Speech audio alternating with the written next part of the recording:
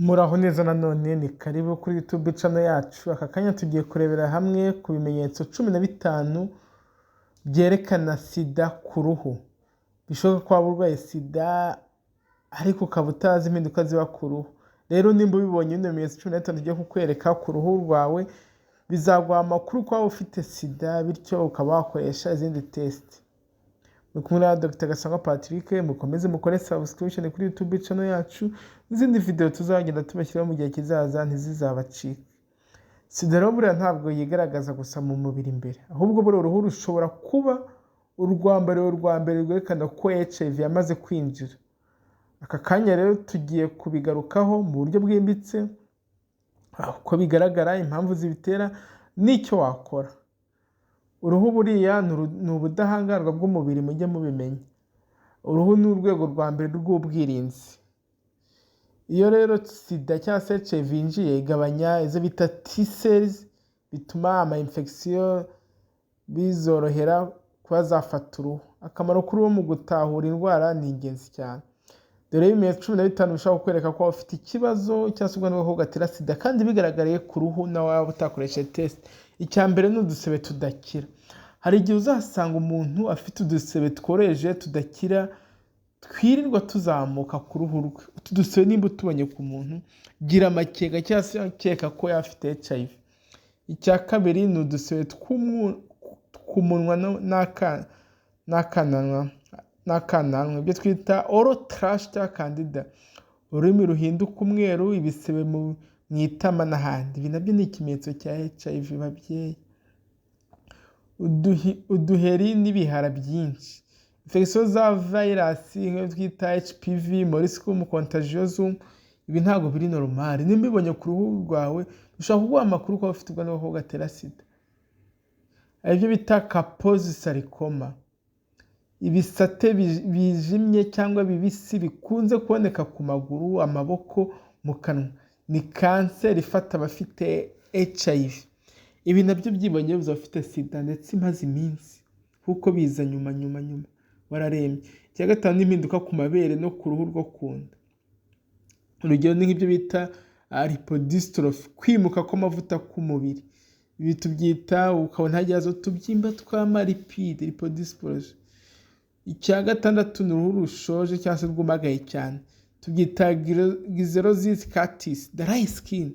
Umuntu uhorana uruhu rwumagaye, iki ni ikibazo. Bishobora kuguha amakuru ko ufite ubwanwa gatera sida. Icya karindwi, amabara yijimye cyangwa se ashashagirana ku ruhu, hyperpigmentation, ibibara ku ntoki, mu maso no ku bibero. Ibi nimba utari bisanga ukabona biraje bino bibara, ushobora kuba ufite ubwanwa gatera sida. Icya munani, ibisebe ku gitsina no mu kibuno, herpes simplex virus, HPV. Nimba ubona ibisebe ku gitsina cyawe cyangwa se no ku kibuno, ibi ni ibimenyetso mpuruza ko ushobora kuba ufite ubwanwa gatera sida. Ntabwo bisanzwe ko umuntu udafite ubwanwa gatera sida ashobora kugira ibisebe ku gitsina cyangwa ku kibuno. Icya cyenda ni uruhu rufite ibisate bikoma, psoriasis. Icya cumi ni utubuye duto ku ruhu, Moriscum contagiosum. Bino akenshi bigaragara nk'udukonje duto cyane ku bana n'abafite HIV. Rero zino Moriscum ni nk'impenge, nimba ko twabivuga, tuno duheri niba twibonye dushobora kuguha amakuru ko bafite ubwanwa gatera sida. Icya 11 ni uruhu rufite utubara twijimye ku maso, seborrheic dermatitis, cyane cyane ku ruhu rw'inkokora no mu bworo. Iki nacyo gishobora kuba ikimenyetso cy'ubwanwa gatera sida. Icya 12 ni uruhu rwahinduye isura rukagira icyo bita eczematous like eruption. Icya 13 ni infection zifata inzara, fungus mu nzara, cyane iyo umubiri wananiwe, ugasanga inzara zahatanye kuza ibintu by'umweru zigenda zivamo. Izi ni infection z'inzara tubyita onychomycosis. Ni indwara idapfa gukira, ntabwo kunze kwibasira abantu bafite ubudahangarwa bukomeye, ahubwo bizaza ko abantu ubudahangarwa bwabo bwacitse intege nk'abafite HIV. Icya 14 ni skin ulcers, bitangira ari udusebe duto bikazamo ibisebe binini. Umuntu ugasanga atangiye udusebe duto tugenda dukura kandi ntidukira, kandi akoresha imiti yose ishoboka. Iyi ni sida. Icya 15 ni ibisebe cyangwa ibinyoro byo mu ruhu, kandi rimwe na rimwe bikajyana n'ibisebe ku munwa, ku myanya y'ibanga. kiba ari ikibazo gikomeye cyane.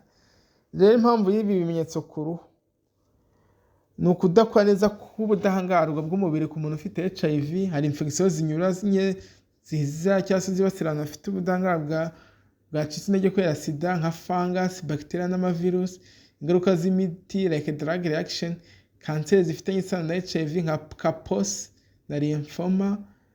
Ibyo rero gukora niba ubonye izo mpinduka ni ukwihutira kujya kwa muganga, birumvikana ukipimisha HIV. Nubwo twavuze ko bishobora kuguha amakuru ko ufite HIV kugira ngo tubyemeze 100%, ni uko uba wipimishije. Gutangira imiti nimba basanze ufite ubwandu bw'agakoko gatera sida, kwisukura neza no kwirinda gukoresha ibintu bisangiwe.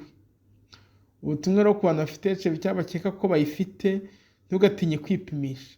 Kumenya ko wanduye cyangwa se utanduye ni intambwe ya mbere yo gukira. Gufata imiti neza ni ingenzi. Kwita ku ruhu, isuku, indyo, imyambaro ikwiye.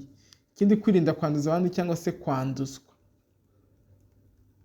Sida rero buriya nyine nk'uko twabivuze ntabwo yica umubiri ako kanya, ahubwo yinjira gahoro gahoro igasenya ubwirinzi. Ariko se ko benshi bayandura batazi ko bayifite, uruhu rwawe ntirubivuga?